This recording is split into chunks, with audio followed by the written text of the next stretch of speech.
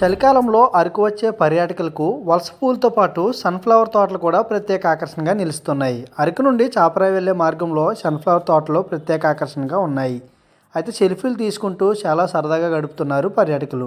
శీతాకాలంలో మాత్రమే కనువిందు చేసే అందమైన ఈ తోటలు ఇప్పుడు పర్యాటకులను మంత్రముగ్ధులను చేస్తున్నాయి. చల్లటి వాతావరణంలో సన్ఫ్లవర్ తోటలో సెల్ఫీలు దిగుతుంటే చాలా బాగుందంటున్నారు పర్యాటకులు. శీతాకాలంలో మంచు అందాలు చూడాలనుకుంటే తప్పకుండా అరకు రావాలంటున్నారు. వచ్చాము విత్ ఫ్యామిలీ.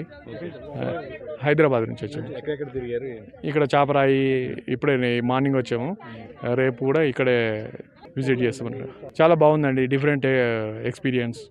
సన్ఫ్లవర్ ఎక్కడైనా చూసారు? లేదు, ఇంతకుముందు చూడలేదు, ఇదే ఫస్ట్ టైం. చాలా బాగుంది, పిల్లలు కూడా హ్యాపీగా ఉన్నారు. Thank you. ఈ ఫ్లవర్స్ అన్ని కూడా ఎలా అనిపిస్తుంది దగ్గర నుంచి వస్తున్నాయి? బాగుందండి. సన్ఫ్లవర్ ఎంతో అద్భుతంగా కనిపిస్తున్నాయని పర్యాటకులు అంటున్నారు. టీవీలో సెల్లో చూడడం తప్ప బయట ఎప్పుడూ చూడలేదని మరికొందరు అంటున్నారు. శీతాకాలంలో వచ్చిన ప్రతి ఒక్కరికి ఇవి మరుపురాని అనుభూతి అని పర్యాటకులు అంటున్నారు. చాపరాయికి అతి సమీపంలో ఈ సన్ఫ్లవర్ తోటలు చాలా బాగున్నాయని అంటున్నారు.